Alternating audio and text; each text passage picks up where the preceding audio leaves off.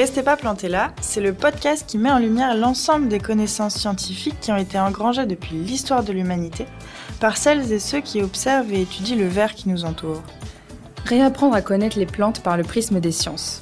Voilà l'idée de cette émission pour vous faire voyager des sciences expérimentales aux sciences humaines et sociales en passant par les sciences naturelles. Moi, c'est Delphine, je suis docteur en biologie végétale et je m'intéresse aux interactions entre les plantes et leur environnement. Et moi, c'est Lucia. Je suis doctorante et je travaille sur la perception de la sensibilité des plantes.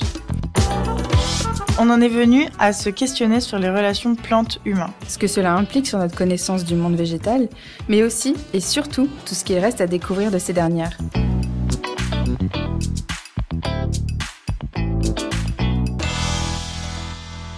Comment une question commune émerge de la collaboration entre citoyens, citoyennes et chercheurs, chercheuses? Comment communiquer entre académiques et non académiques? À travers ce projet de sciences participatives, vous allez l'entendre, est-ce que les rapports au jardin et donc aux plantes ont évolué? Bonjour Delphine. Bonjour Lucia. Et bonjour à toutes et à tous.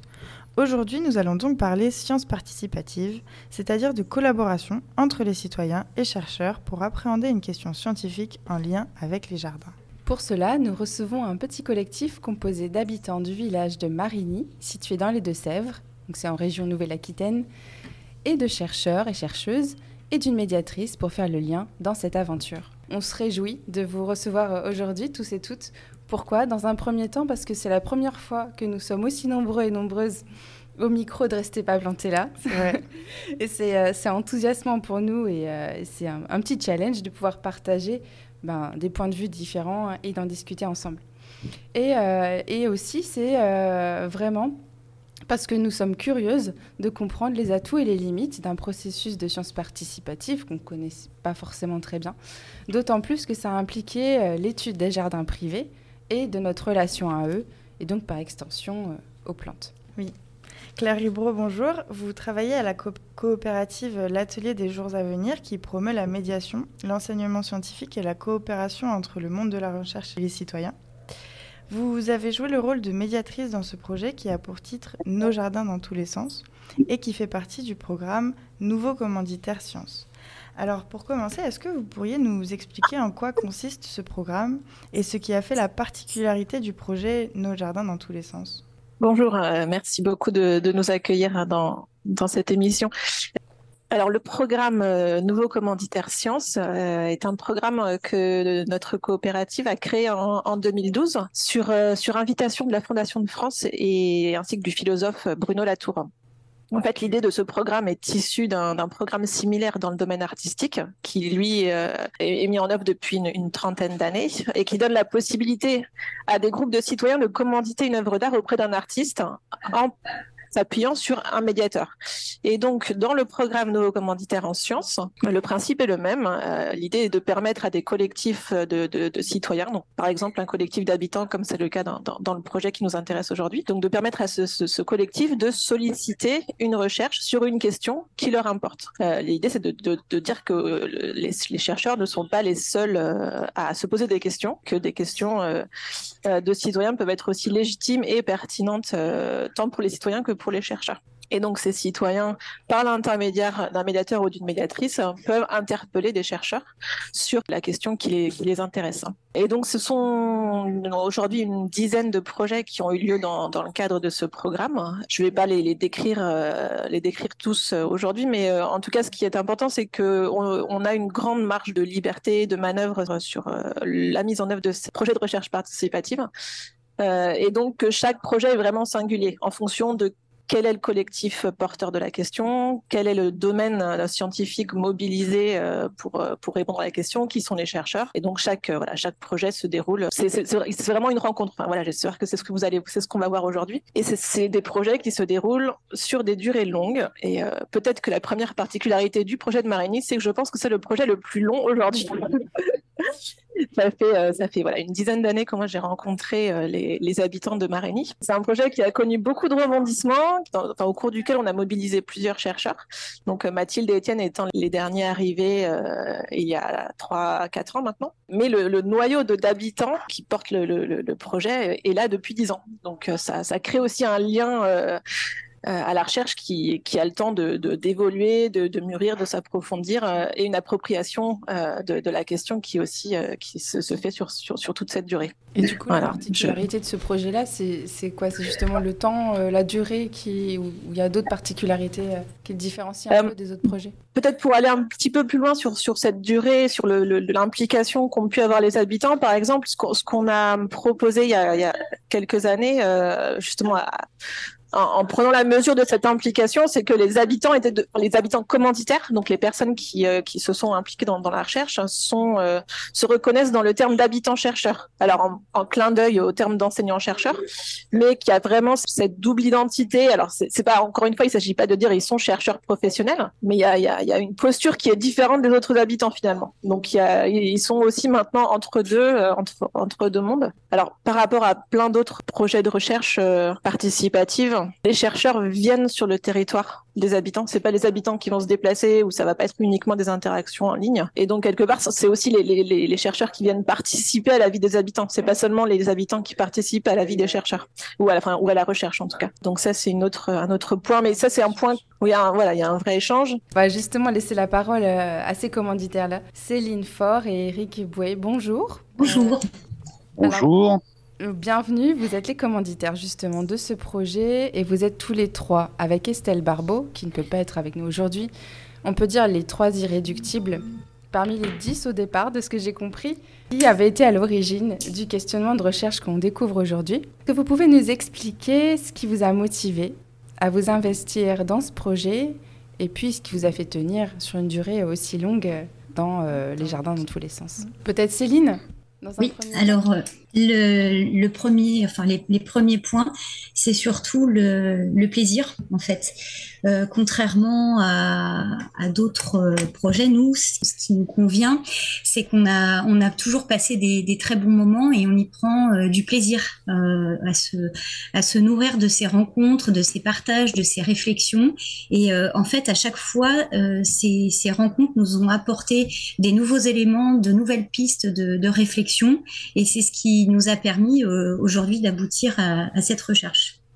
Voilà. Donc c'est le fait de partager des bons moments et le lien humain, ouais. Et ce que vous apprenez les uns des autres. C'est des rencontres, oui. Eric, est-ce que c'est le même point de vue? Oui, à quelque chose près. Moi, je dirais qu'il n'y avait rien à la télé ce soir-là. Non, je développe, mais c'est le choix de ce que tu fais de ton temps libre. Et voilà, on a eu l'opportunité de se nourrir, de faire ces rencontres, de faire autre chose de notre temps libre que de passer la soirée abrutie dans la télé. Ce qui est pas mal, hein, des fois, hein, je précise. Mais voilà, c'est toutes ces rencontres, cet éveil intellectuel, aller explorer des pistes pour lesquelles aucun de nous n'était préparé à ça. Ça nous est arrivé de par différentes démarches. Enfin voilà, ça nous est tombé dessus un peu par hasard, peut-être pas complètement quand même, mais un peu par hasard. Et puis on a adhéré au truc, et puis ça nous a permis à chacun, et ça nous permet encore d'ailleurs à chacun, d'être moins bête, peut-être, tout simplement. Mais j'insiste là-dessus, c'est vraiment le choix de ce que tu veux faire de ton temps libre. Mmh. Cette espèce de volonté de nourriture intellectuelle, quelque chose de différent, une espèce de challenge aussi, intellectuel peut-être. Nourri par ce parcours. Ouais, il y a un peu de tout ça. On va être au bon endroit au bon moment. Il y a aussi cette espèce de douce alchimie, on peut appeler ça comme on veut. Ouais, c'est ça. Parce que ouais, c'est ça. C'est que voilà, on avait envie de faire quelque chose, on avait envie de faire quelque chose. Je sais pas si on avait envie de faire quelque chose, mais en tout cas, on réfléchissait déjà sur ces questions environnementales avant, de manière plus générale. Et puis au sein de notre village, hein, toujours. Puis Claire est arrivée, nous a proposé ça. Ça a marché humainement, ça a marché intellectuellement. Donc allez, on fonce, on y va et on y va. Il faut savoir que par le biais d'une autre association, on organisait beaucoup de choses. Pas mal d'événements en fait sur la commune, et parfois quand on est vraiment toujours sur le terrain, on n'est pas certain que les animations ou ce qu'on a mis en place fonctionne, et le fait de travailler parallèlement sur cette recherche nous permettait de changer de prisme, de prendre de la hauteur, et du coup peut-être parfois d'être plus engagé dans ce qu'on faisait. Oui, et d'avoir des idées que vous auriez peut-être pas eues tout de suite, ou aussi pas avoir ce versant-là. sans cette expérience-là. Oui. Puis il y a eu vraiment, comme disait Eric, beaucoup de complicité avec Claire, avec les autres chercheurs et surtout avec Mathilde et Étienne. Alors justement, ça fait une super introduction pour ma question. Je voulais parler du versant de la recherche académique. Bonjour Mathilde Riboulot-Chetry. Chetry ou Chetry? Je ne sais pas, je n'ai pas tranché moi-même. Et bonjour Étienne Grésillon. Bonjour.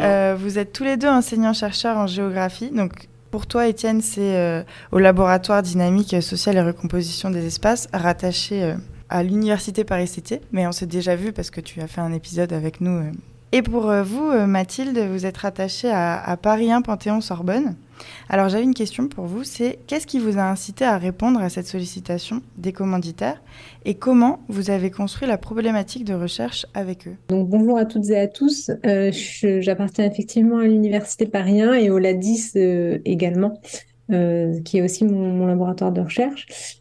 Pour ma part, ce qui m'a plu et m'a incité à répondre favorablement à cette sollicitation, c'est avant tout la co-construction d'un projet autour justement des jardins et de la biodiversité dans ces espaces que sont les jardins privés, donc des espaces que j'avais déjà investis au cours de ma thèse. Et en fait, là, ce qui m'a vraiment plu, c'est de continuer en fait de travailler sur ces espaces du quotidien, mais avec les habitants et les habitantes qui justement connaissent mieux que personne ces lieux et à une autre échelle leur territoire que peut être la commune de Marigny.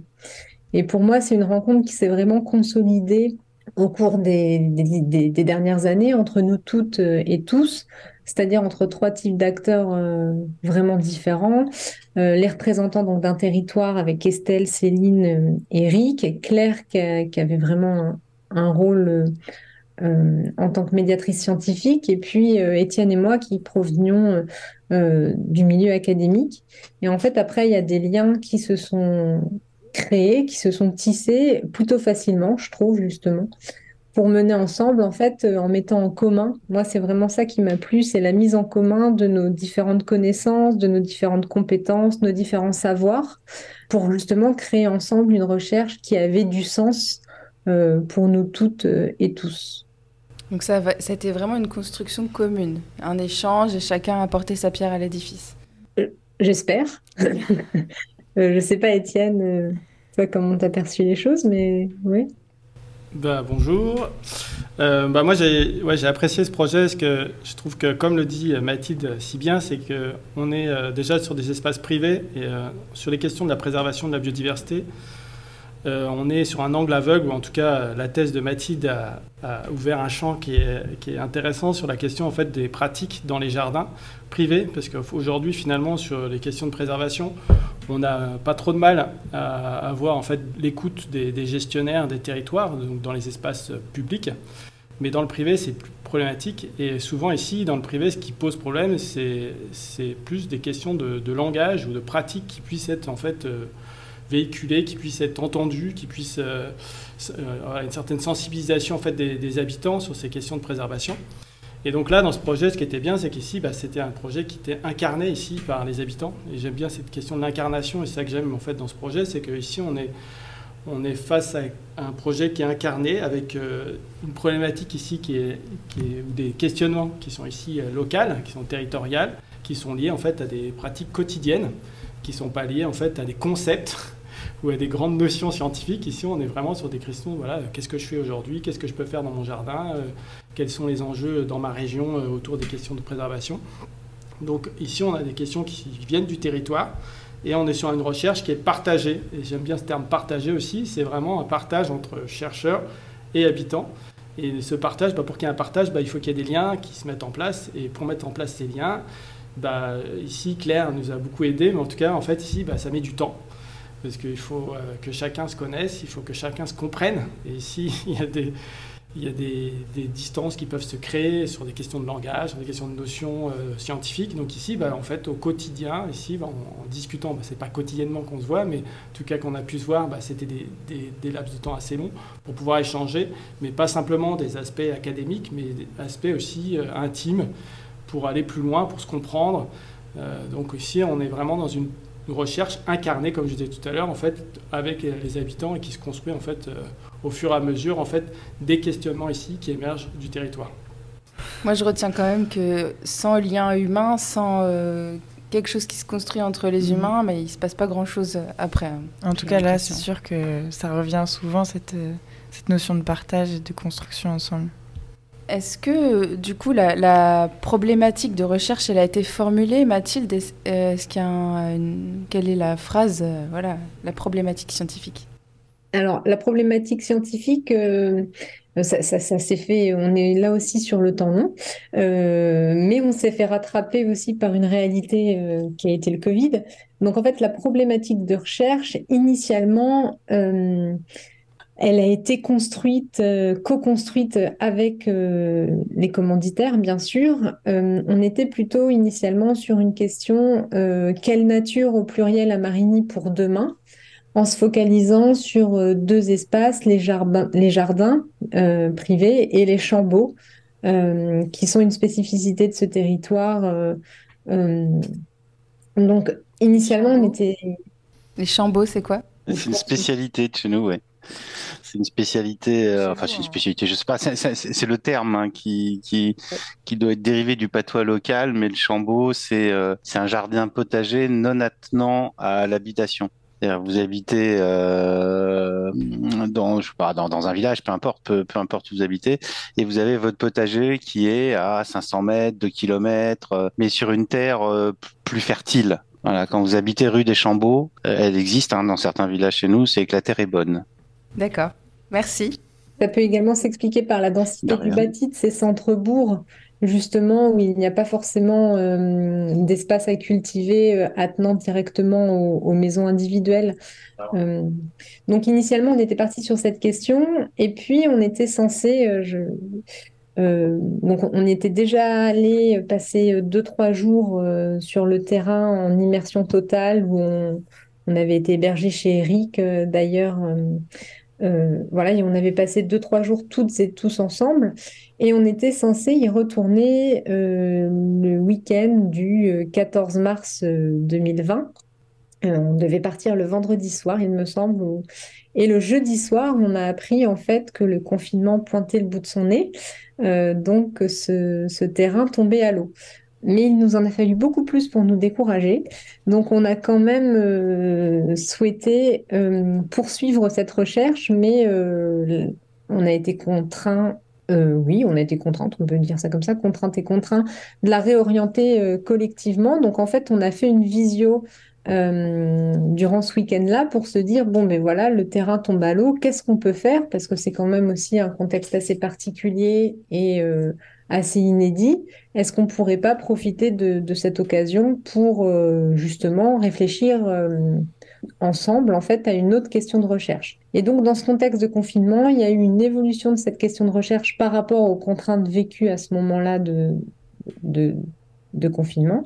Et on s'est alors demandé vraiment collectivement s'il ne serait pas intéressant de profiter de ce moment, justement de cette période particulière, durant laquelle chacune et chacun devait rester chez soi, pour interroger les rapports que les habitants de Marigny entretenaient avec leur jardin, en essayant de saisir ces rapports à partir d'une approche multisensorielle.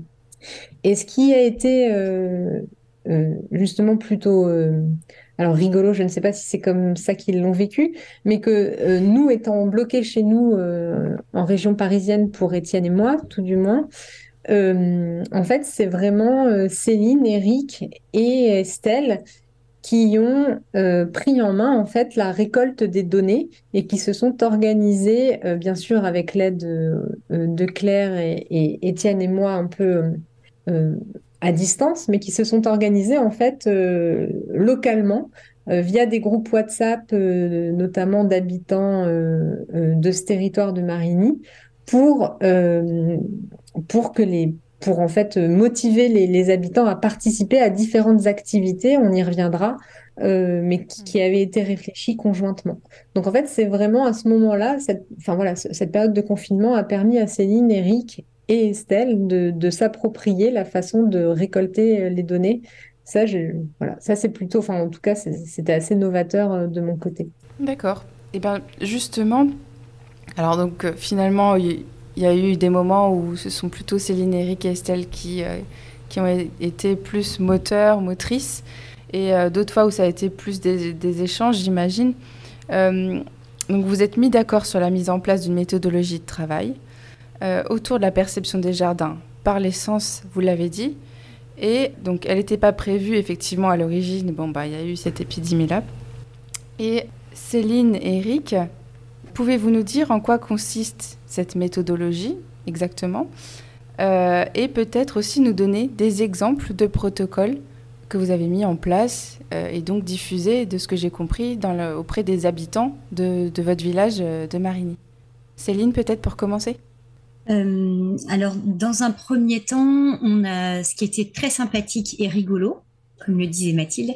En fait, c'était la co-construction des enquêtes, des différentes activités qu'on a menées avec les habitants.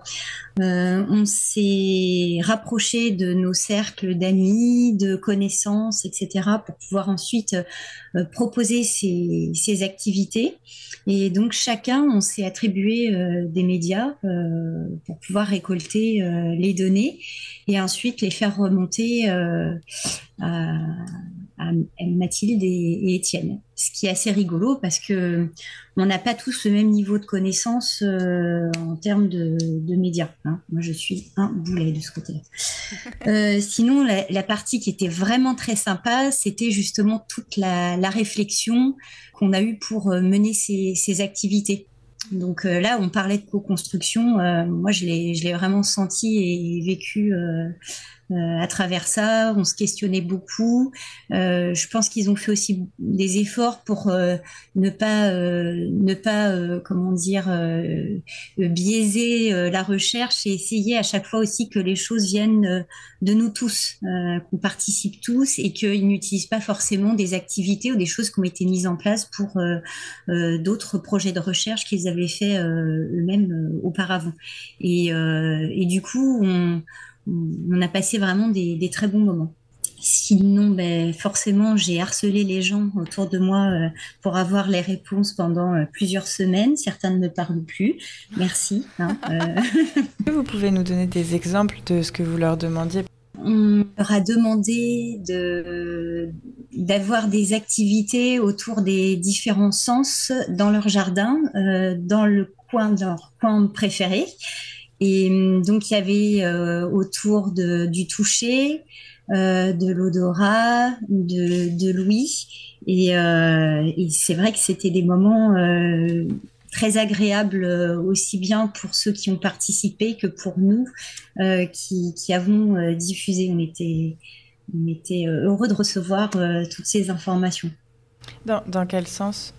Moi, j'ai un exemple précis en tête, c'est que du coup, j'ai fait faire les activités à mes enfants. Et en fait, ils m'ont poussé vers des choses vers lesquelles je ne serais pas forcément allée, notamment sur le toucher. Du coup, ça a prolongé l'expérience par la suite. En fait, mon fils s'est mis à marcher pieds nus partout, tout le temps dehors. Et c'est des choses que j'avais perdu l'habitude de faire. Et du coup, je me suis remise à marcher pieds nus dehors. Voilà. C'est génial. Ça a changé vos habitudes, en fait, quelque part aussi. Oui, ouais. Moi, j'adore marcher pieds nus dans l'air. Ouais, moi aussi. Et Eric, et peut-être Eric.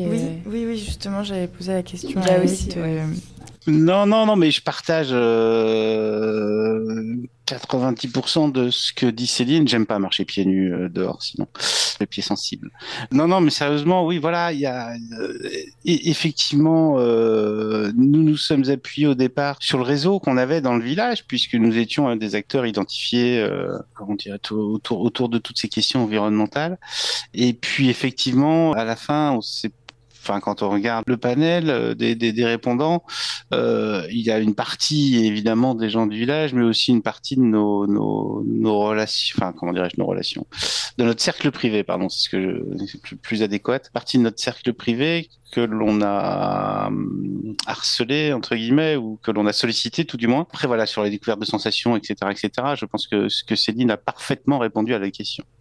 Donc finalement, ça a été difficile de récolter les données, d'avoir un retour systématique. C'est ça que vous voulez dire? Ouais, c'est toujours difficile d'impliquer, et moi le premier en plus. Ouais, ce qui a été compliqué, c'est que en fait, ça a été un moment privilégié au début des activités parce qu'on était tous confinés et que les gens étaient super contents de participer à ça puisqu'ils étaient dans leur jardin. Ils en profitaient et justement, ils s'y donnaient à cœur joie. Après, là où ça a été un petit peu plus compliqué, c'était sur la fin des activités, puisque du coup, le confinement était partiellement levé et donc, du coup, les personnes ont dû reprendre leurs différentes activités, que ce soit professionnelles ou familiales, et du coup, avaient un petit peu moins de temps pour faire les retours des questionnements.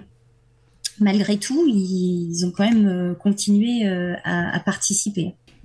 Et je sais que pour certains autour de moi, ça leur a permis aussi de prendre conscience d'un certain nombre de choses dans leur jardin, sur leur pratique, sur la façon dont ils le vivaient aussi. Mais alors, est-ce que vous pouvez nous donner un peu un exemple, comme si on faisait partie de cette recherche d'activités pour mieux comprendre exactement ce que vous demandiez et qu'est-ce que vous avez récolté comme données, par exemple?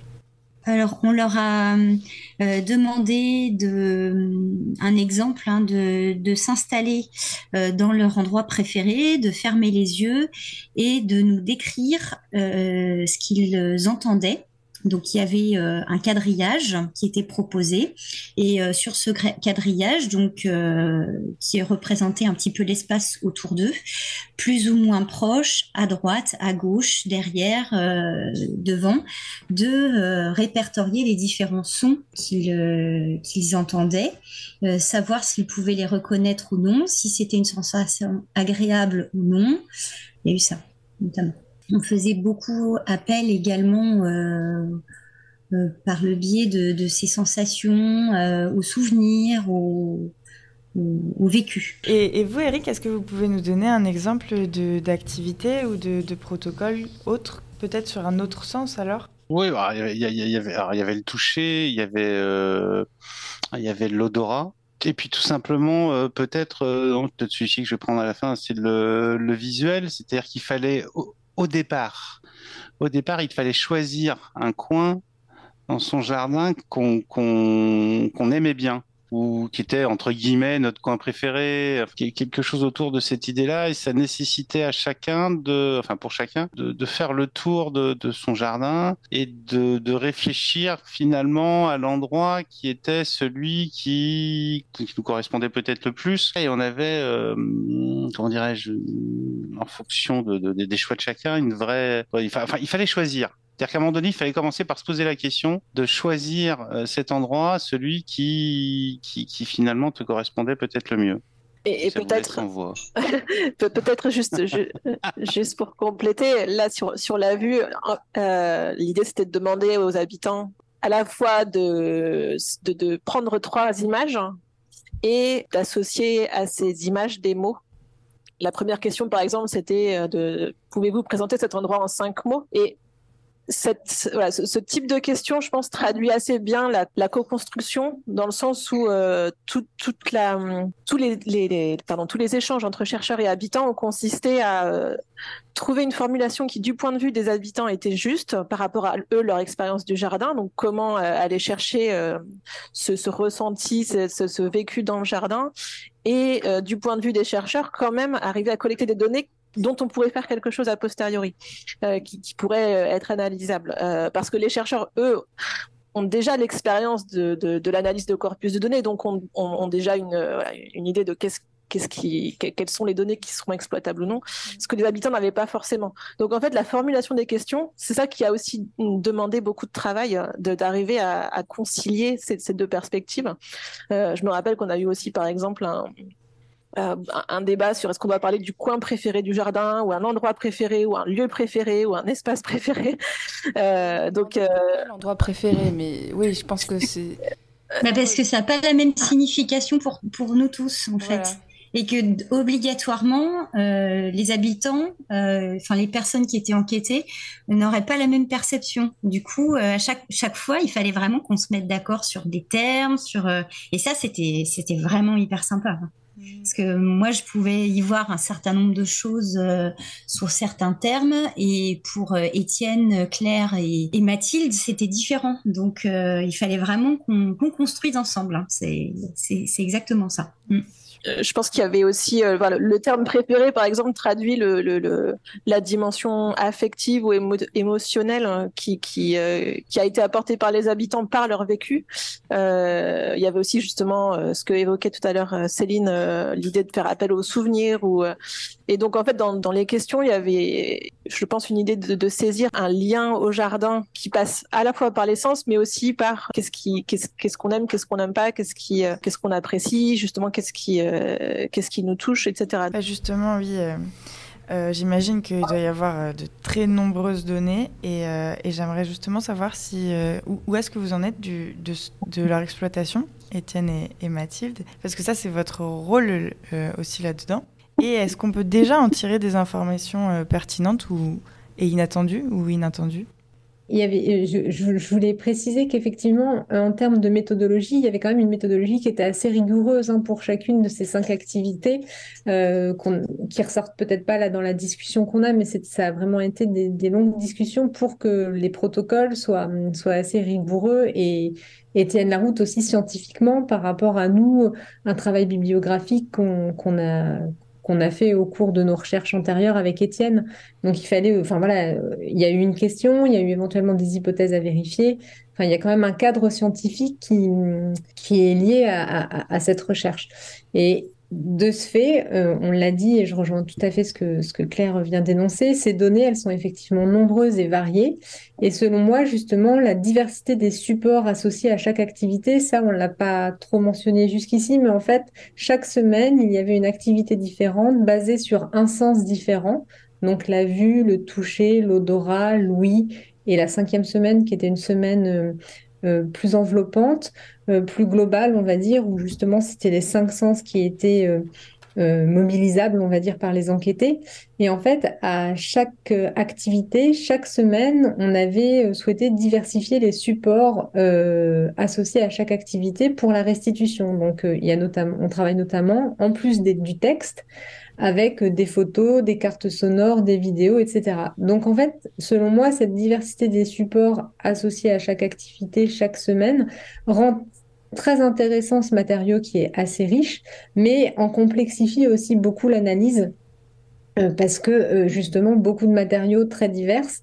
Et également du fait qu'en fait, on a une baisse de la participation, comme Eric et Céline l'ont mentionné, à mesure qu'on avançait au fil des semaines. Donc en fait, on n'a pas le même nombre d'enquêtés pour les 2 premières activités et pour la dernière. Et ça, quand on traite les résultats avec Étienne, voilà, ça c'est quelque chose en tout cas qui complexifie aussi un peu l'analyse. De ce fait, pour le moment, on a surtout travaillé les rapports à ces jardins à travers les textes. Pour le moment, on a laissé de côté les photos, les cartes sonores et les vidéos. Donc, ces textes, ils sont constitués soit d'un nombre de termes limité ou bien des phrases selon les questions qui étaient posées selon les activités, en nous intéressant toujours aux 4 sens mobilisés dans ces différentes activités. Il y a plusieurs grands résultats qui se dégagent pour le moment. On en a identifié 4 avec Étienne. Donc peut-être qu'effectivement, on peut, Étienne et moi, vous les présenter rapidement. Avec plaisir.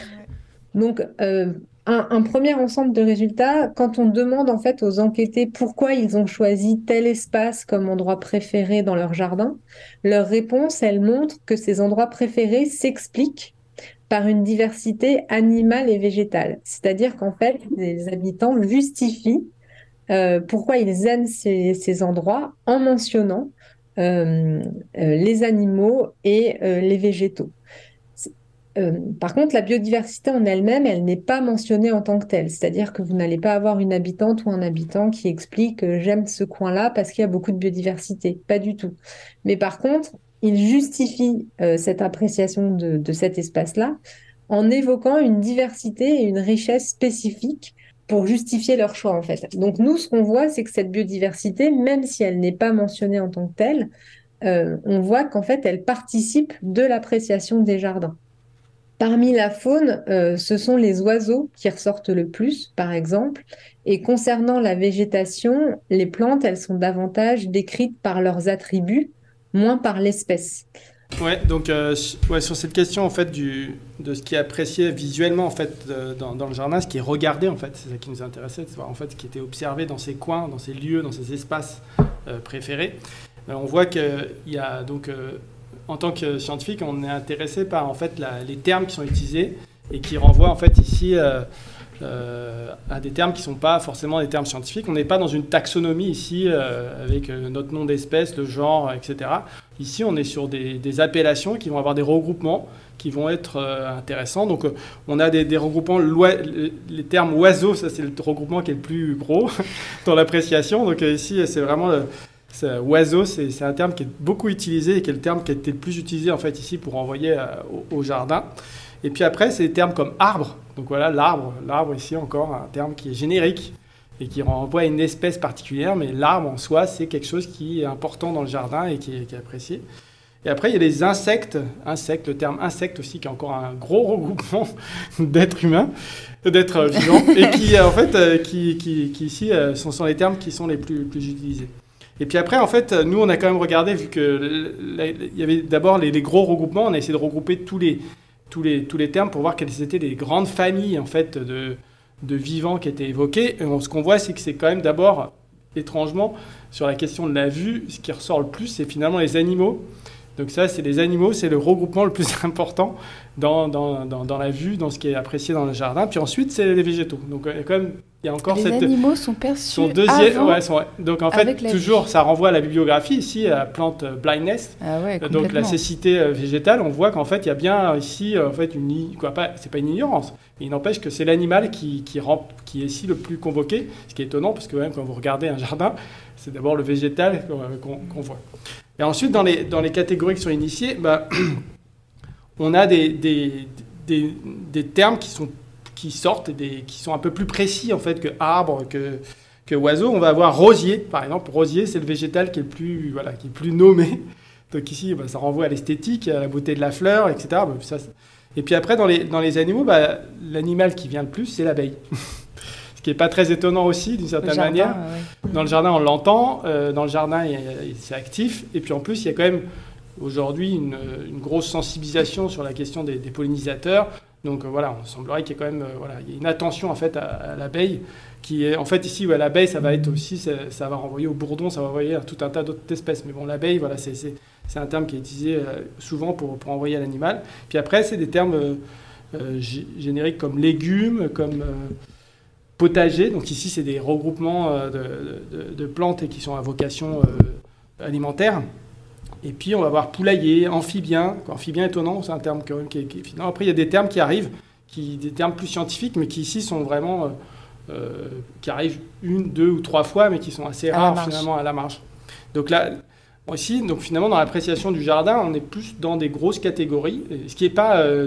en fait, c'est pas négatif de ma part. En fait, c'est qu'en fait, si on veut communiquer autour de ces enjeux de diversité, on n'est pas obligé de rentrer... Et c'est comme souvent le font les scientifiques, rentrer par la taxonomie en disant ici vous avez un Taxus baccata, là vous avez ça c'est donc faut peut-être essayer ici pour répondre en fait à des attentes citoyennes, ici il faut peut-être employer des termes comme oiseaux qui sont ici des termes plus dont les habitants sont plus sensibles et ils l'apprécient, ils le voient, ce qui est moins le cas en fait des espèces qui sont scientifiques et qui sont ici qui sont mises en forme par un scientifique, qui vont être identifiées avec un protocole spécifique que les habitants ici n'auront pas forcément.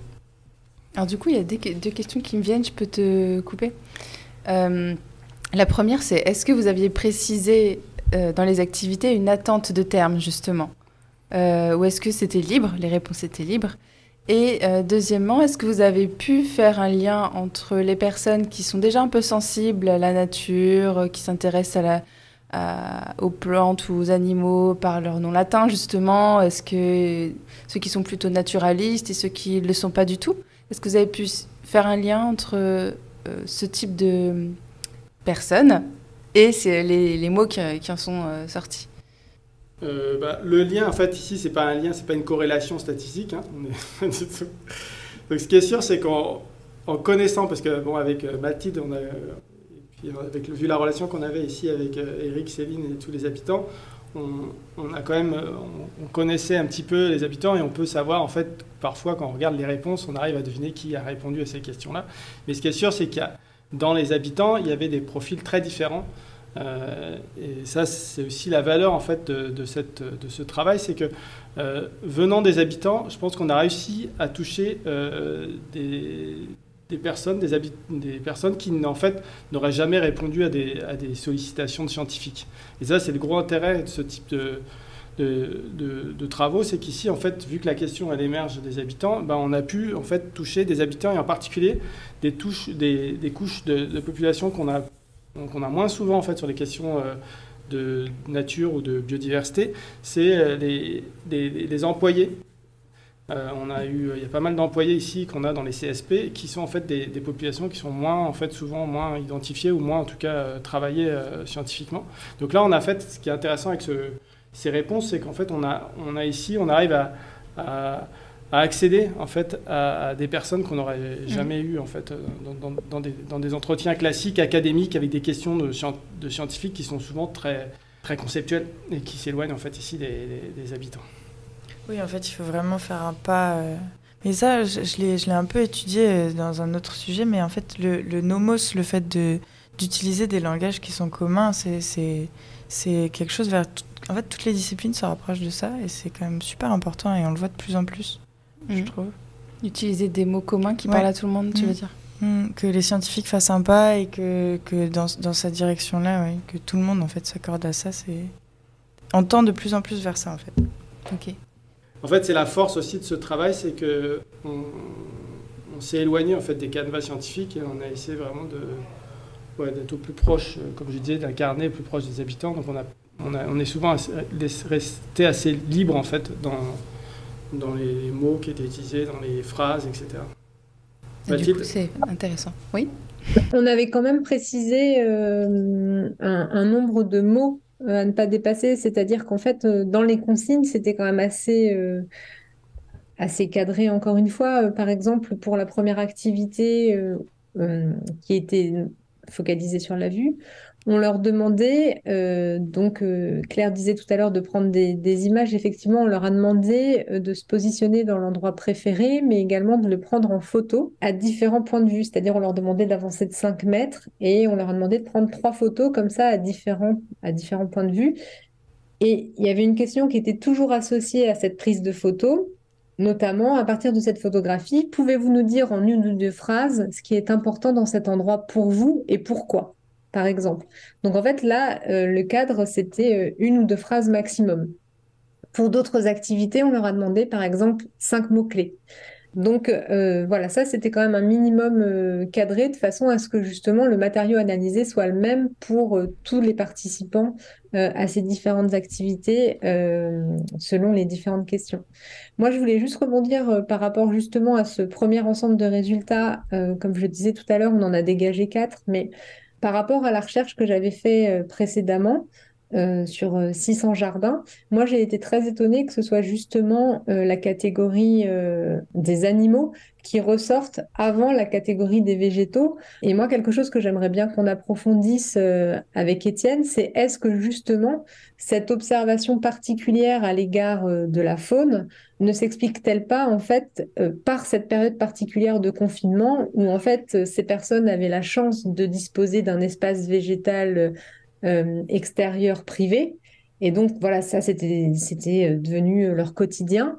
Et par contre, ont eu peut-être plus de temps pour observer une faune à laquelle ils portent moins attention habituellement. J'ai pas la réponse, hein, c'est vraiment une question qui mériterait sans doute d'être creusée.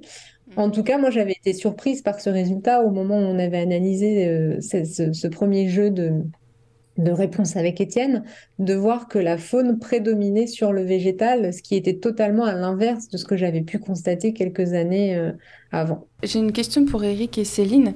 Parce que là, du coup, les protocoles ont été construits, il fallait faire telle activité, etc. Est-ce qu'en faisant ces activités-là, vous vous êtes dit, à un moment donné, mais là, on aurait peut-être dû formuler ça comme ça, ou il manque un truc, au jour où on aurait dû dire... Enfin, est-ce que vous êtes revenu finalement sur le protocole que vous aviez mis en place, ou est-ce que vous avez suivi les choses un peu sans trop réfléchir?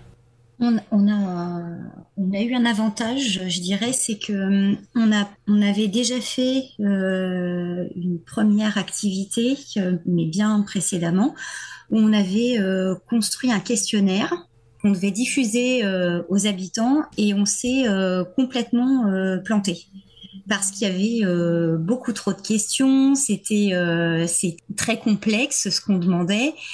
Et du coup, alors ça c'est mon avis personnel, hein, moi ça m'a vraiment permis de l'intégrer.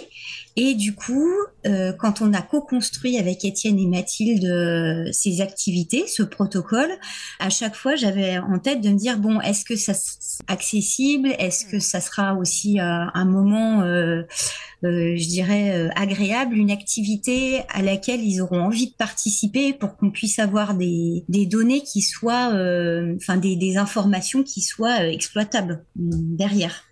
Et pour rebondir sur ce que dit Céline, c'est vrai que c'était, enfin voilà, c'est très important cette première expérience où on avait un questionnaire très complet, très fouillé, on voulait savoir un tas de choses, machin.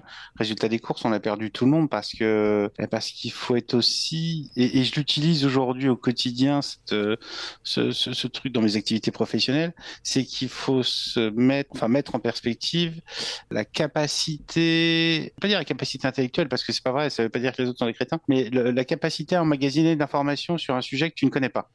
Et il faut, à un moment donné, savoir aller à l'essentiel, réduire la longueur des questions ou en tout cas de ce que tu veux transmettre, et puis n'aller qu'à l'essentiel pour avoir une réponse. Parce que sinon, bah, tu perds, et c'est pareil quand tu diffuses de l'information. Si tu digresses, il y a un moment où bah, tu as perdu la moitié de l'assistance et tu n'as plus personne. Et c'est la même chose sur la construction du questionnaire. Donc, il y a eu un travail de fond en amont sur la construction du questionnaire. Et après, ben, on n'en sortait pas parce qu'on était sur des rails. Après, je voulais juste ajouter, c'est que c'est aussi ça qui est génial dans cette démarche, c'est que on a eu le temps et le droit de se planter. Et ça, c'est hyper important parce que du coup, on n'aurait pas du tout fait les mêmes choses pour la suite.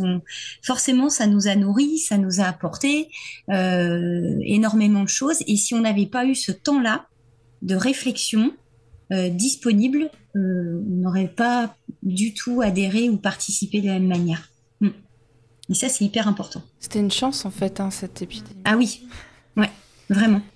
Juste une toute petite précision, le questionnaire dont parlent Céline et Eric, en fait, c'est un questionnaire effectivement qu'on avait fait en 2016, donc ça a remonté encore à pas mal d'années, avec un des premiers chercheurs qui avait été impliqué sur le projet, qui s'appelle Olivier Bory, et une étudiante qui s'appelle Flore Capostas. Et donc, effectivement, je pense que cette expérience a vraiment marqué les commanditaires et permis d'avancer une étape plus loin avec Étienne et Mathilde. Mais ça a servi, du coup, il y a eu un retour d'expérience et ça a servi pour la suite. Donc, Ah oui, ça nous a beaucoup nourris, vraiment. Après, ça n'empêche pas, je pense, qu'on peut toujours améliorer les protocoles, j'imagine. Et par exemple, là, sur la cartographie sonore dont parlait tout à l'heure, je ne sais plus si c'était Céline ou Eric, on n'a pas encore pris énormément de temps à discuter ensemble sur l'analyse, mais les premiers résultats que nous présentaient Étienne et Mathilde laissaient penser que, par exemple, cette activité de cartographier ce qu'on entend dans toutes les directions n'était pas forcément la plus facile à exploiter. Voilà, je les vois tous les deux qui secouent qui secouent la tête. Mais néanmoins, au regard de l'enquête qui avait été faite en 2016, là, les données sont bien plus exploitables. Ça, il n'y a aucun doute. D'accord. Et du coup, est-ce on poursuit avec ce qui est ressorti un petit peu de l'analyse des données? Effectivement, en fait, nous, ce qu'on souhaitait faire, c'était, enfin, je pense que vous l'avez compris, mais c'était vraiment travailler sur ces rapports au jardin à partir d'une approche sensible, notamment sensorielle. Et à un moment donné, on a essayé de voir quel lien il y avait entre ces rapports à ces jardins et aussi les émotions et les ressentis que les différentes observations à travers nos différents sens pouvaient produire chez les habitantes et chez les habitants. Alors, les ressentis à l'égard de ces espaces appréciés dans les jardins, on est toujours sur les endroits préférés, hein, confirment justement la bibliographie déjà existante. Ce sont des termes tels que bien-être, agréable, plaisir, détente, contemplation, qui sont les termes les plus cités par les participantes et les participants. Néanmoins, il y a deux termes qui émergent aussi de l'analyse de ces réponses, de l'analyse de discours en quelque sorte, qui sont les termes admiration et fierté, et qui sont revenus très souvent dans les discours des personnes qui ont participé à ces activités. Et comme ces deux termes le montrent, en fait, ces deux termes, il s'agit de mots qui sont centrés sur les capacités de faire et les capacités de produire de l'habitante et de l'habitant. Et ça, c'est des termes, par exemple, qui ne ressortaient pas dans une autre enquête que j'avais réalisée il y a quelques années. Donc ça aussi, on souhaiterait approfondir ce résultat avec Étienne afin de voir notamment s'il peut s'expliquer par justement cette spécificité du confinement et par le fait qu'à cette période, beaucoup de personnes qui en avaient le temps, les capacités et les moyens se sont mises et ou remises au jardinage. En tout cas, c'est des termes voilà, qui n'émergeaient pas dans des enquêtes précédentes et qui, là, en fait, ont autant d'importance que bien-être, agréable, plaisir, détente. Et voilà, nous, on aimerait juste essayer de comprendre est-ce que c'était lié justement à cette période particulière ou non. Mais pour ça, il faut qu'on aille un peu plus loin dans l'analyse de données. Il y a ensuite un troisième grand ensemble de résultats. Donc, dans ces rapports au jardin, pour justifier justement les endroits les plus appréciés, il y a un sens qui prédomine. Donc, bien évidemment, dans l'activité 1 qui était centrée sur la vue, mais aussi, c'est un sens qui a aussi toute son importance dans les autres activités où la vue n'était pas le sens le plus sollicité. Donc, parce que, bien évidemment, ce sens qui prédomine, c'est celui de la vue. Ça, pareil, il y a un état de l'art qui montre que la vue, c'est le sens que toutes et tous, en fait, on a tendance enfin, on privilégie par rapport aux autres. Ça fait partie aussi de notre culture, de notre éducation, etc. Mais toutefois, pour la moitié des répondants, ce sens de la vue, il est associé également à l'ouïe. Donc, il n'est pas en fait tout seul. C'est là où on approche justement le multisensoriel. Donc, la vue et l'ouïe permettent d'expliquer les rapports au jardin. Et le toucher et l'odorat, eux, ils peuvent également venir en complément de la vue, mais seulement pour moins d'une personne sur 3. Voilà. Donc, on a deux sens qui prédominent réellement. La vue, premièrement, l'ouïe, et un peu moins, en fait, après, le toucher et l'odorat. Mais ce qu'on s'est aperçu, c'est que les personnes qui expliquent pourquoi cet endroit est leur préféré en faisant référence à plusieurs animaux ou plusieurs végétaux, c'est-à-dire les personnes qui ne se focalisent pas uniquement sur la nature en général, que le végétal ou que les animaux, en fait, vont être les personnes qui vont évoquer aussi plusieurs sens, généralement la vue, l'ouïe et le toucher. Et ça, en fait, c'est quand même, de notre point de vue, plutôt intéressant. Ça veut dire que plus on a une approche du monde vivant dans ces espaces jardinés, et plus on a une attention à une diversité de ces vivants en jardin, plus les sens et plus les sens sont mobilisés, et notamment en fait la multisensorialité et les sens sont en fait, la perception du jardin et la perception de cette diversité des différentes espèces au sein des jardins se traduit par une multisensorialité. Plus on a conscience qu'il y a une diversité des espèces dans les jardins, plus on fait appel à différents sens. Parce qu'il y a une forme de richesse, de luxuriance qui fait que tous les sens sont utilisés. Peut-être, à vérifier. C'est hyper intéressant, tout ça. Mais moi, du coup, vous n'avez pas du tout exploité le goût? Non. Est-ce qu'il peut y avoir... Non, ça a été longuement discuté entre nous toutes et tous. Est-ce qu'on fait une activité sur le goût ou pas? Bon, on s'est dit voilà, le goût, en fait, justement, ce qui était intéressant, c'était de voir s'il ressortait spontanément dans les réponses des participantes et des participants. C'est pas, voilà, mais après, ça, là aussi, en fait, on est tout à fait en adéquation avec la bibliographie déjà existante. Le goût, on sait que c'est le sens qu'on va le moins mobiliser à l'extérieur, par exemple. Et donc, spontanément, personne n'a fait référence au goût.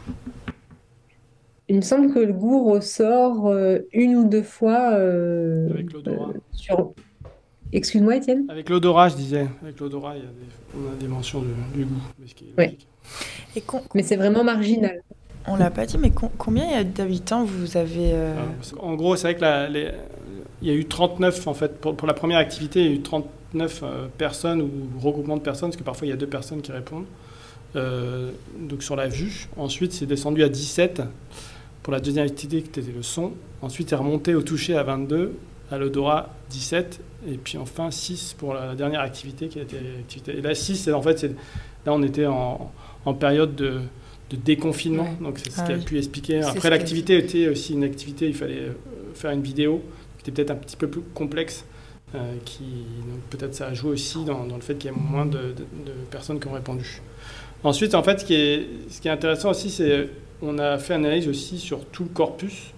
Donc on a regardé en fait toutes les réponses qui ont été effectuées dans chacune des activités. On a regardé ensuite dans les traitements statistiques, donc ici des analyses textométriques.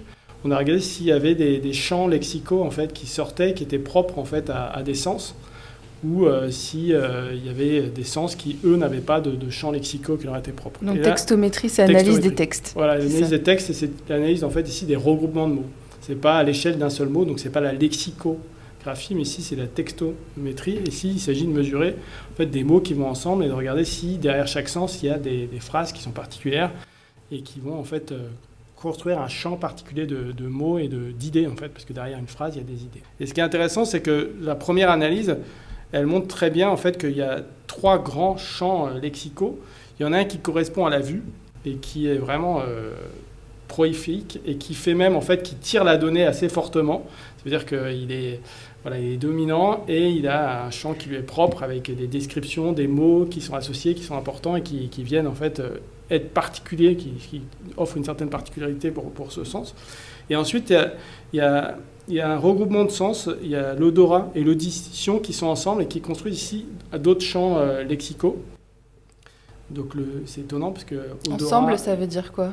en fait, c'est les mêmes mots qui sont utilisés pour ce champ-là. Ça veut dire qu'en fait, ici, on commence à être sur des sens sur lesquels on a moins de mots pour évoquer, et donc on va utiliser des mots qui sont en fait qui sont pas propres finalement au sens, mais des mots qui vont être utilisables en fait, des mots valises qu'on va utiliser pour exprimer en fait cet odorat et cette audition. Donc ça, c'est un autre ensemble de mots. Puis enfin, il y a un autre ensemble de mots qui va avec le toucher. Le toucher ici, lui, il est particulier. Il va rappeler en fait ici d'autres mots qui lui sont propres. Et donc, ce qui est intéressant, c'est de voir aussi qu'il y a des mots qui croisent. Et ces mots qui croisent, qui permettent de croiser ces différentes activités. Il y a plusieurs mots qui croisent. C'est contemplation. Donc ça, c'est intéressant parce que ici, la contemplation, finalement, c'est un sens. Contemplation, c'est quelque chose qu'on peut faire à la fois en regardant, mais aussi en contemplant, quoi. Ça peut se faire aussi dans l'odorat. Une sorte de méditation. Voilà, donc ici, ça regroupe en fait tous ces mots. Là, tranquille, ici, la tranquillité. Donc ici, en fait, finalement, ces activités en fait, de faire éveiller ses sens, en fait, ça nécessite une tranquillité. Et donc ici, ça renvoie à chacun de tous ces sens-là. Il y a soleil, donc là, c'est la lumière, mais je ne sais pas à quoi elle renvoie, mais c'est vrai que cette chaleur, on ne peut voir que s'il y a de la lumière, déjà d'une certaine manière. Donc le soleil, il renvoie aussi à tous ces sens. Et puis prendre, content, il y a aussi ce contentement, donc là qui aussi renvoie à chacune de ces activités. Et après, il y a certaines activités qui vont avoir, certains sens qui vont avoir des mots qui leur sont propres et qui, donc la vue, je vous avais dit que c'est vraiment, c'est un sens qui est fort et dans lequel on a beaucoup de mots qui sont associés. Et puis après, on a, donc l'ouïe, en fait, vous avez bruit, chant, canon, poule, mouche. Donc ici, des mots qui sont associés. Le toucher, c'est lisse, rugueux, frais, chatouilleux, sensation, chaud, humide. Donc vous voyez odorat, c'est odeur, évoquer. Donc là, la question de l'évocation, c'est intéressant parce que l'odorat, c'est quelque chose qui est connu scientifiquement. C'est-à-dire que l'odorat renvoie au souvenir. Et donc le terme évoqué ici, il est important, parce que la Madeleine de Proust, ici, on la voit réapparaître, mais clairement, en fait, l'odorat, le goût, là, ici, c'est des sens. Ici, ça renvoie, en fait, au passé.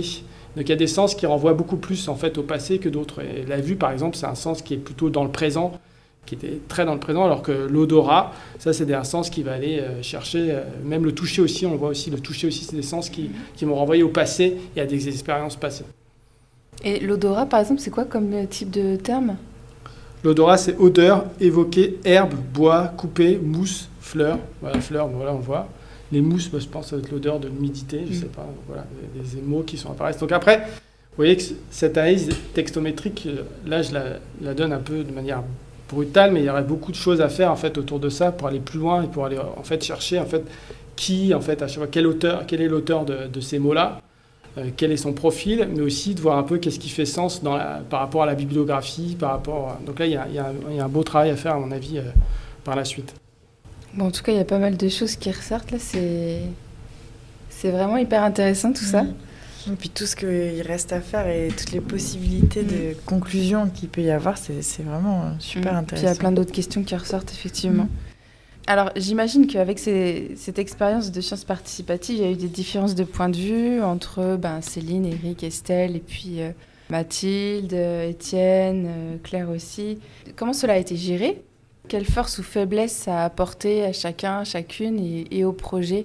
Claire, est-ce que tu peux nous dire un petit peu ce que tu en penses ? Je dirais que la dimension humaine qui a été évoquée en début d'émission est assez clé pour gérer, entre guillemets, ces conflits. Alors, il n'y a pas eu de conflit majeur, en tout cas, pas de mon point de vue. Peut-être que les commanditaires et les chefs ont vécu les choses autrement. Mais le fait aussi qu'il n'y ait pas eu de conflit majeur, peut-être que ça vient du fait que au moment où on sollicite des chercheurs, donc, en tant que médiatrice, je sollicite les chercheurs et donc je les invite à venir rencontrer les habitants. Il ne s'agit pas de dire, à partir du moment où les chercheurs sont sollicités, c'est bon, on va travailler ensemble. Il y a un temps de connaissance mutuelle qui fait qu'on décide ensemble, ensuite, tous médiatrices, chercheurs et commanditaires de travailler ensemble. Donc, il y a une forme de compatibilité nécessaire.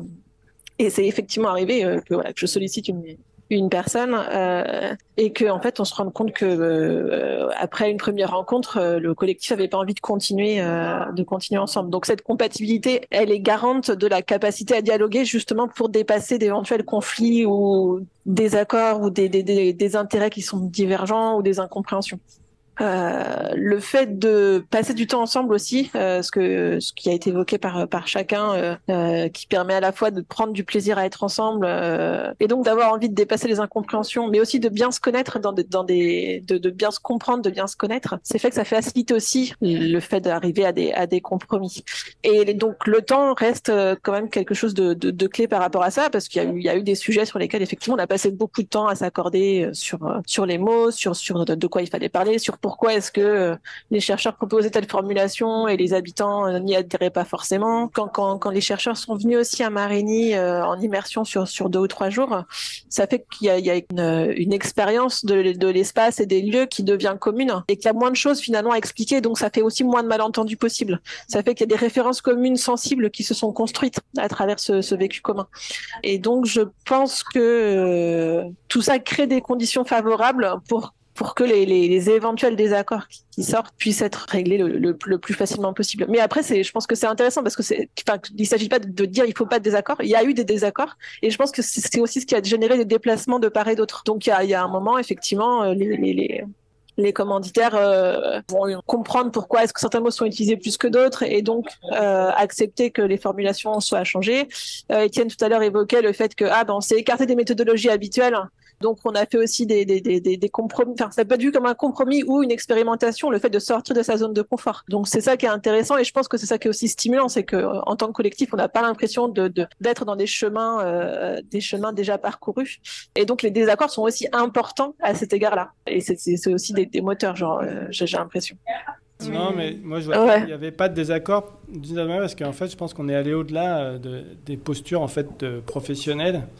Ouais. Ici, en fait, on est sur une posture, on y va entier, quoi. On y va comme on est. Ça veut dire, on se comprend bien. On finit par se comprendre et comprendre le caractère de chacun. et on ne se cache pas avec des postures scientifiques ou des postures...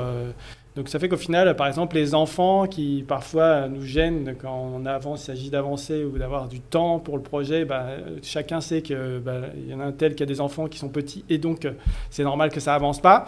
Voilà, donc ça fait qu'au final, il y a plein de choses qui seraient de l'ordre en fait du non-dit dans l'académie et qui finalement ici sont dits et qui permettent d'être encore mieux compris. Et donc je trouve qu'en fait, moi j'ai pas vu de désaccord. En plus, on est naturel d'une certaine manière. Voilà, on dit ce qu'on pense, on passe pas. Voilà, c'était en fait ça qui était bien, c'est qu'on était vraiment très naturel, quoi. Et donc ça renforce aussi d'une certaine manière la cohésion et ça, en fait, le tout petit conflit, s'il y en a, ils sont réglés avec une phrase, un mot qui est bien choisi et qui est dit au moment, et donc il n'y a pas de problème. Ça fait envie. Ouais, grave, j'allais le dire. Ce projet, il consistait en une observation, donc si j'ai bien compris, et très attentive des jardins par les habitants de votre village, donc à Marigny, à travers les 5 sens. Avec Delphine, donc ce qui nous intéresse aussi, et c'est pour ça qu'on fait un peu le podcast, c'est de savoir si on a un point de vue très plante, nous, très végétal. Ouais, c'est plante. Voilà. Et donc nous, on aimerait savoir si certains sens mettaient plus en avant la végétation que d'autres. Par exemple, donc on a vu tout à l'heure que les animaux sortaient plus que la végétation. Ouais, même dans la vue, finalement. Même dans la vue. Sur la vue, en fait, je vous ai dit que c'est vrai que c'était un peu plus animaux que plantes. Mais ce qui est intéressant dans la vue, c'est quand même qu'il y a quand même des plantes qui sont évoquées et on va avoir une diversité d'espèces qui est évoquée ici, qui est à mon avis qui est le sens sur lequel en fait la plante va être le plus évoquée. Parce qu'ensuite, c'est vrai que si on va sur d'autres activités comme le son, ici on voit que c'est des animaux, mais après c'est logique, qui sont au-dessus, mais largement. Ça veut dire c'est 90% des sons qui sont évoqués dans le jardin, ils viennent des animaux. Donc là, la plante, elle disparaît. Elle apparaît juste en fait quand il y a du vent. En fait, finalement, elle apparaît par un phénomène indirect qui fait qu'elle est présente, mais sinon en fait elle est absente. Alors pour le toucher, en fait, j'ai pas eu le temps d'analyser vraiment. Je pense que le toucher, la plante, elle devient importante, mais j'ai pas d'éléments là-dessus précis. Et en fait, dans la bibliographie, c'est ce que vous disiez Mathilde tout à l'heure, ou dans les autres études que vous avez faites précédemment, les végétaux ressortaient quand même plus. Alors, je ne sais pas si on peut parler si on peut employer le terme de végétaux, parce que, oui, mais les habitantes et les habitants sur lesquels j'avais travaillé avant ce projet-là, en fait, emploient davantage le terme de nature ou de végétation, ou même de vert, qui peut être assimilable d'ailleurs à du mobilier vert, comme certains chercheurs l'avaient utilisé dans des articles précédents. Mais en ce qui concerne Marigny, effectivement, la végétation, en fait, moi, c'est ça qui m'a intéressée. C'est comme si elle faisait partie de l'environnement de ce contexte particulier. Et comme si, en fait, du fait qu'elle faisait partie d'un quotidien, on n'avait pas besoin de la nommer ou de l'observer directement.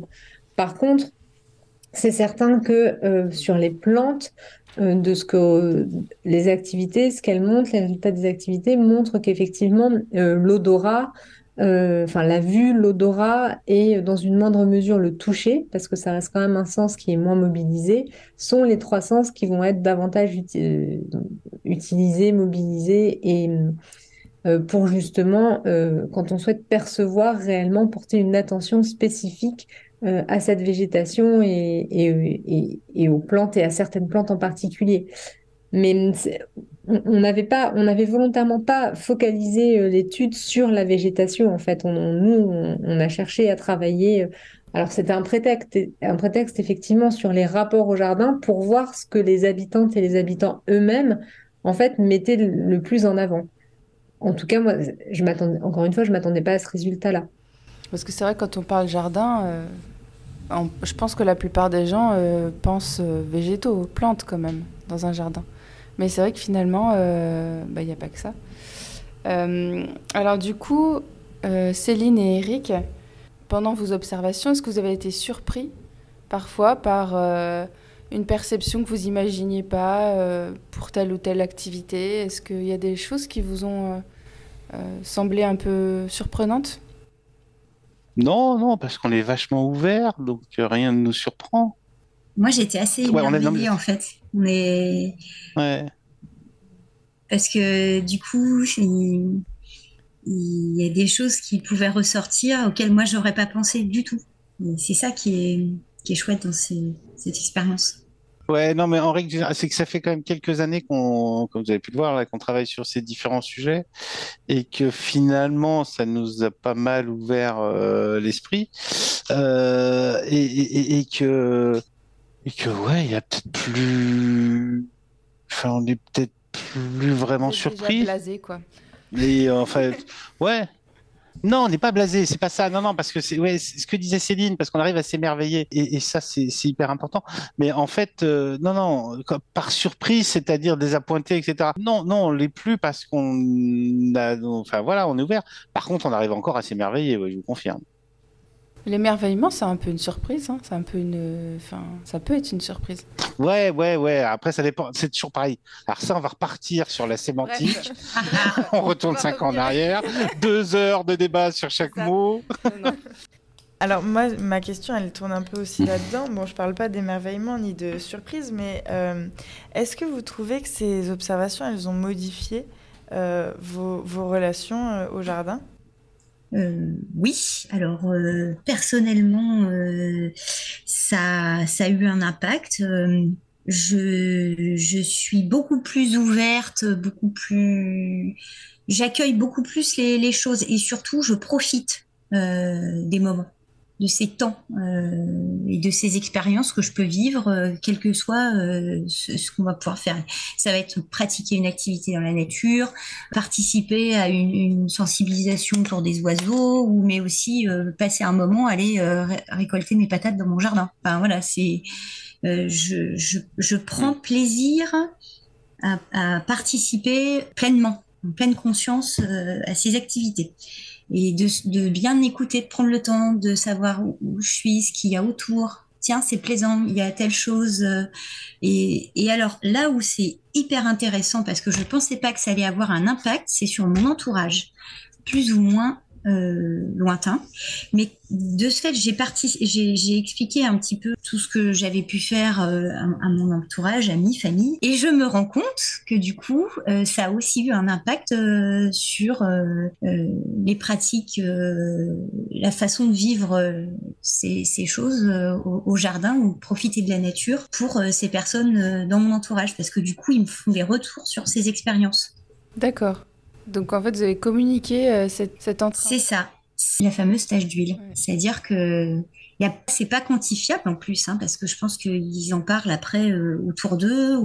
Et c'est ça qui est super, c'est que du coup, c'est plein de petites graines là qui germent et on sait pas trop ce que ça va donner, mais ça va en tout cas, ça donne des choses. Voilà, Ah, ça va dans le super. positif pour Ouais, moi. merci. Et pour vous, Eric? Je sais pas, je trouve que c'est très joli ce que vient de dire Céline. C'est pas obligé, hein. C'est-à-dire que chacun vit les choses. Ouais, non, non, mais très joli ce que vient de dire Céline. Après, je le ressens peut-être pas. Je sais Ouais, pas mais comment, en je sais fait, pas pour comment être je dois le totalement. prendre, hein, Eric. Joli. Non, non, bah, premier degré. Non, premier degré, tu peux t'arrêter là pour une fois. Pour une fois que je suis premier degré, profite-en. Ouais, pour être totalement transparent, sur ces dernières expériences, je me suis moins impliqué pour des raisons personnelles, de changement de vie dans tous les sens. C'est pour ça que sur ces dernières expériences, je laisse facilement la main à Céline, ce qui n'est pas mon cas d'habitude. Pas d'observation particulière parce que je n'ai pas fait le travail à 100%. C'est ok, il n'y a pas de Oui, problème. tout va bien. Et pour vous, Étienne et Mathilde, est-ce que cette recherche participative, elle a changé votre pratique de recherche ou votre vision de cette thématique de recherche? On a pu le voir que oui, ça a ouvert des résultats inattendus, mais pour aller plus loin. Étienne, si tu veux commencer? Bah pour moi, c'est vrai que ça va avec une. En fait, le LADIS, c'est un laboratoire le laboratoire dans lequel on est, Mathilde et moi. C'est un laboratoire qui est une réunion entre des géographes d'abord et puis des anthropologues qui travaillaient sur le rural. Et avec une approche en fait qui était quand même assez sur les systèmes agraires ou sur la production agricole, sur les paysans.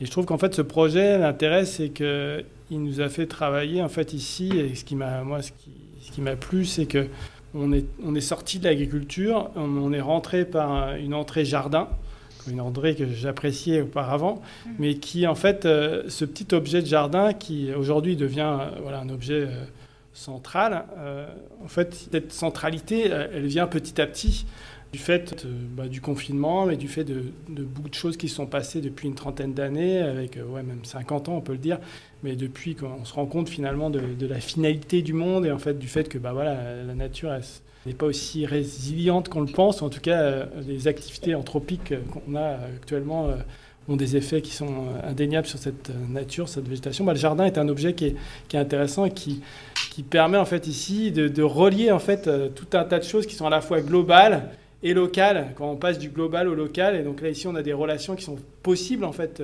Réchauffement climatique, qu'est-ce que ça donne dans le jardin ? Pollution, qu'est-ce que ça donne dans le jardin ? Pesticides, qu'est-ce que ça donne dans le jardin ? Donc ça fait qu'au final, ce jardin, cet objet, en fait, c'est un objet qui est génial, parce qu'ici, il permet, en fait, cette relation, en fait, finalement, entre du global, du local, mais aussi entre du scientifique, des données scientifiques, des données, écologique, biodiversité, toute la question, mais aussi des questions sociologiques et anthropologiques. Et il permet en fait cette mise en relation en fait entre des chercheurs de différentes disciplines, mais aussi entre ces chercheurs et des habitants qui, eux, au quotidien, vont faucher, tondre, retourner leurs terres, semer, etc. Dans chacune de ces activités, il y a des questions qui se posent. Et ces questions, en fait, si elles sont en relation en fait, avec des questions scientifiques, je trouve que ça apporte en fait, pour les deux. Donc c'est un bon objet d'étude des sciences participatives, en fait. Et cet objet, après pour finir, c'est vrai que cette recherche participative ici, pour moi, elle est unique. Elle est unique en tout cas dans sa temporalité. Elle est unique dans la relation que se sont tissées ici les scientifiques avec les habitants. Et sur cette question de la recherche ici, participative ici, on est vraiment sur l'objet recherche et pas science participative. On est ici sur une relation qui se tisse et qui se construit par le langage, qui ici, vous voyez bien qu'il y a toujours cette question de la langue qui réémerge toujours sur la sémiologie, etc. Mais qui fait qu'en fait, on construit un objet qui met du temps à être construit, qui va finalement assez loin en fait, dans le corpus qui est donné, dans le langage, dans tout ce qu'on récupère. Ici, on peut aller beaucoup plus loin. Donc, on est vraiment dans une recherche participative intégrale. C'est là-dessus que je voulais l'intégrale ici, parce qu'on intègre les habitants dans tous les processus de la recherche qui va, en fait, du questionnement, la question de la mise en place des méthodes d'analyse de la donnée, et puis aussi l'analyse des résultats. Mathilde, est-ce que vous voulez ajouter quelque chose sur la façon de voir la pratique de recherche ? Est-ce qu'elle a évolué chez vous ? Alors, sur la pratique de recherche, oui, ça a sans doute été une expérience qui m'a fait évoluer. Déjà sur l'objet de recherche en tant que tel, le jardin privé, moi, ça n'a fait que renforcer mon intérêt qui était déjà quand même assez fort sur cet espace d'études. J'avais beaucoup travaillé sur les jardins privés et les jardins périurbains. Il me tenait vraiment à cœur de voir ce qui se passait dans les jardins ruraux. Donc, pour ça, c'était vraiment très intéressant.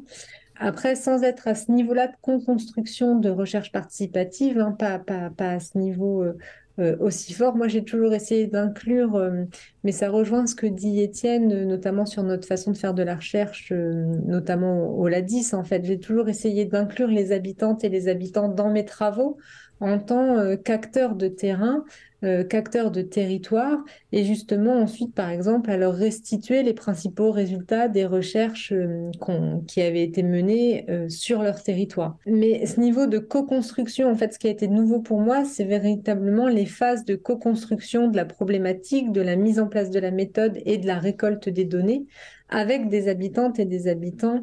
C'est ça qui a été vraiment nouveau et qui me questionne encore quelque part sur ce qui m'a sans doute le plus interrogé, et avec Étienne et aussi Claire, c'est vraiment quelque chose sur lequel on a essayé de réfléchir, mais c'est vraiment la position du chercheur et de la chercheuse en fait. Comment est-ce que, justement, comme cette recherche, elle repose avant tout, comme on l'a déjà évoqué, sur des relations humaines et sur des liens qui se créent, et il y a aussi une frontière qui est dépassée, justement, à un moment donné, quand on est vraiment en immersion totale sur ce territoire, quand on dort notamment chez les habitants, etc.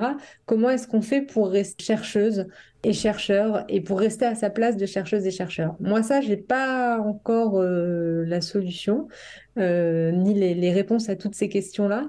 Mais en tout cas, ça, c'est vraiment quelque chose voilà, qui a émergé. C'est vraiment des interrogations qui ont émergé au cours de cette recherche participative.